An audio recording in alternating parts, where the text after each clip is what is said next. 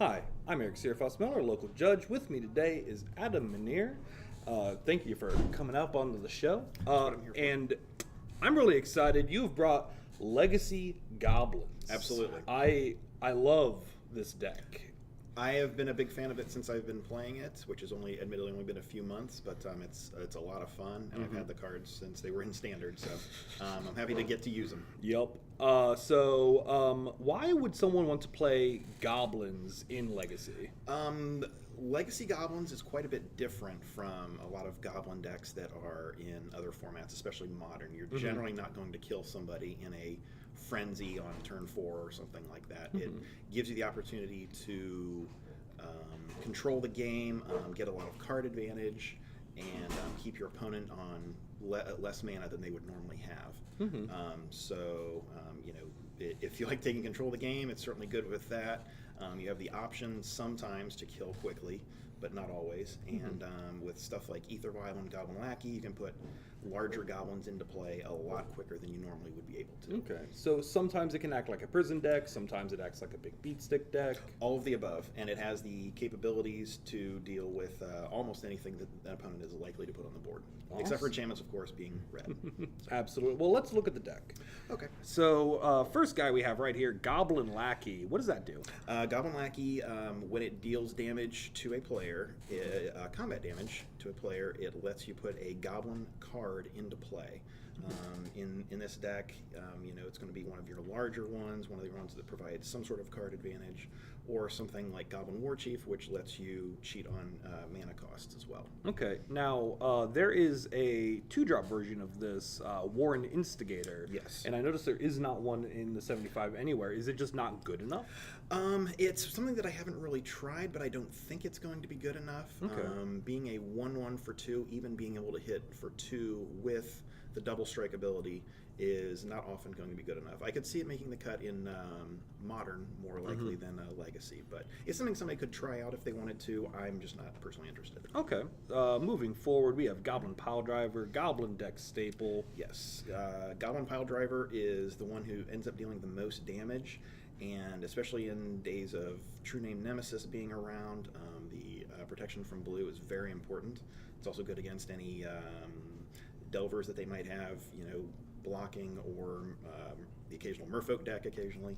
But it usually deals the majority of the damage. Okay, and then moving over, we have Goblin War Chief, makes things cheap, gives them haste. Yes, War Chief is arguably the most important creature in the deck because it makes everything cheaper and it gives everything haste. It's awesome. Amazing. Awesome.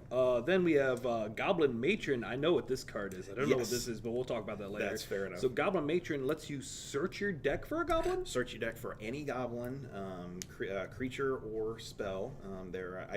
I used to have something like a Tarfire in there. You can also, if you're one of the versions splashing black, you can have Warren Weirding also. But generally in this, it's going to get a goblin creature. And hopefully you can put it into play with either Vial or Goblin Lackey, or have it go cheap with Goblin War Chief. Either way, its versatility is huge. Yeah, absolutely. Next to it is this Gem Palm Incinerator. I have no idea what this card does. Okay, Gem Palm Incinerator. When you cycle it, it deals. You may have it deal X damage to target creature, where X is the number of goblins in play. Usually, cycling is good automatically because it digs you into your deck, but it's also the way that you deal with larger creatures. Like, if you have enough goblins, it can kill an Emrakul, but generally it's going to kill something like a Tarmogoyf or a Batterskull token, that sort of thing. Okay. What is this? This is Goblin Ringleader. This card is usually the one that Goblin Matron goes to get. Goblin Ringleader, it has haste itself, and when it enters the battlefield, you reveal the top 4 cards of your library, put all goblin cards revealed into your hand. Okay. So based on a quick scan of the numbers, you have a lot of goblins. A lot of goblins, yes. A lot of goblins, 23 land, 4 Ether Vial. So Goblin Ringleader is going to hit at least 2 goblins almost every time it hits. Sometimes it's 4, sometimes it's 3, sometimes it's 1, but it at least hits a couple, and it's a 2/2 haste by itself. Awesome. Yes. Moving over, we have 4 Aether Vials. I think that's pretty self-explanatory. Aether Vial is pretty self-explanatory. It lets you cheat everything into play, lets you avoid counter magic, put everything into play at instant speed at the end of your opponent's turn, that sort of thing. So awesome. And then we have a veritable smorgasbord of just various goblins. There's a lot happening here, so let's kind of just hit the Kiki Jiki. Yes, Kiki Jiki is kind of one of my, not exactly a pet card, but something that I really like in this deck. It lets me copy literally anything in play, any creature in play, to get extra usage out of it.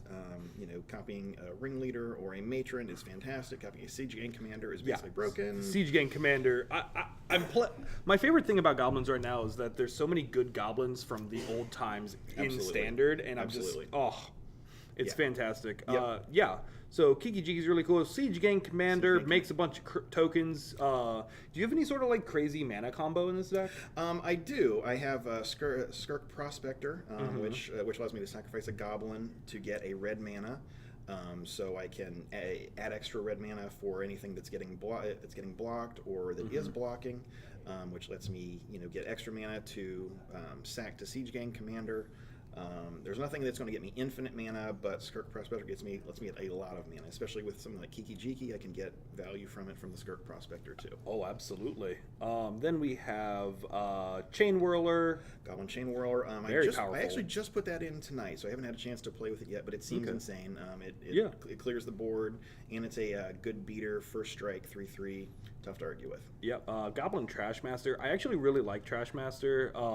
You can sacrifice a goblin to destroy an artifact, and that's a strong ability. It is extremely good. It's what has made the let's say something like Stoneblade a very good matchup, because you can kill all of their artifacts as long as this guy gets into play. Yeah. One of the things that's a little bit more subtle is that against something like Reanimator, if they bring back an Elesh Norn, normally that would be game over for this. If this guy is out, it gives all goblins +1/+1. Therefore, they will all live through Elesh Norn. At least your 2/2 guys will. What does Sharpshooter do? Sharpshooter, it's very complicated, honestly. You can tap it to deal 1 damage to target creature or player. It doesn't untap. However, it doesn't tap during your untap step. However, whenever a creature is put into a graveyard from play, you may untap it. So it's a great combo with something like Skirk Prospector, or even just the combat phase. Ooh, because as soon as you attack with a bunch of guys, if your opponent trades with a bunch of guys, this Sharpshooter gets a ton of untapped triggers, so you can either deal extra damage to your opponent, kill more of their creatures, etc., etc., etc. That's pretty interesting. It is great. Then we've talked about Skirk Prospector already. What about Sting Scourger? I have no idea what this card does. Sting Scourger, I feel like I've said that a lot. It's a 2/2 for 2. When it comes into play, you return a target creature that an opponent controls to their hand, and it has Echo of red and 3. Rarely are you going to pay the Echo, but being able to put a larger creature that your opponent has played, like a Grizzlebrand or an Emrakul even, is very good. Even just something like a Tarmogoyf or whatever to get it out of the way is still worth it. And with War Chief, hopefully it can get in for 2 and value from that. That's pretty good. Mog War Marshal just makes tokens. Makes tokens, yeah. A lot of people will even play a full set of these in a deck like this. I'm not super impressed. It's good against other fair decks, but I feel like this little toolbox you've created here is probably where those would fall in. Absolutely, yeah. And I feel like I like having one of them just cause. I feel like the rest of this is actually a lot better. Then Crater Maker, another new addition to the deck. Yes, Crater Maker is also very good. You can deal to you can sacrifice it to deal 2 damage to target creature or destroy target colorless non-land permanent. It can kill any Eldrazi. It can kill an artifact. All very good. That's phenomenal. Yes. And let's move down to the mana base. You have Rashadan Ports and Wastelands. Going back to the controlling their mana. Correct. Yeah. This is the classic thing that for a long time would make the deck run. You can put stuff into play with Aether Vial for free. That's great, but if you can't keep your opponent off of their game, you're just going to get outrun by your opponent's generally more expensive and more better cards. Yep. Port keeps them low. Ether Vial lets you cast your stuff for free. Wasteland also keeps their mana low. And deals with any of their utility lands as well. Utility lands, exactly. Place to the Caverns. Yes. Pretty self-explanatory. Makes 90% of your deck uncounterable. Correct. And that seems pretty good. It is very good. And also, if you're one of those brave souls who are wanting to splash a color, Cavern of Souls lets you get an extra color for free. If you want to play something like 10th Street Hooligan or what have you, which costs green, this is a good one for that. So then we have 11 mountains. So that's 23 total lands, correct? Absolutely. That seems maybe a little high for a deck called Goblins, doesn't it?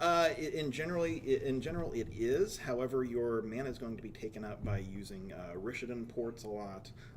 Wastelands might as well be a spell because they're rarely going to stay around. Plus, you have ways to take advantage of extra mana in the late game, stuff like Siege Gang Commander and Mog War Marshal and Goblin Crater Maker cost mana as well.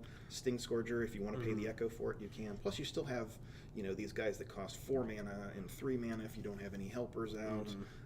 So it's still seems good to have that much. So it seems like you have a lot more than you need, but really the deck does use quite a bit of mana. Absolutely, yeah. It's very mana hungry. All right. Well, let's look at the sideboard. We have 4 Mind Break traps. I assume this is for Storm. It's for Storm, yeah.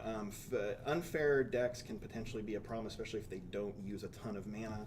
Mind Break Trap is a good way, a good off-color way to deal with that. Okay, and then we have Pyrokinesis? Yes, Pyrokinesis, you may exile a red card in your hand to deal 4 damage divided as you choose among any number of target creatures. That's pretty good. It is. It's good in other fair matchups against something like Elves or the Mirror or just anything that has multiple guys. It's actually good against something like Dredge where you can kill their tokens as well.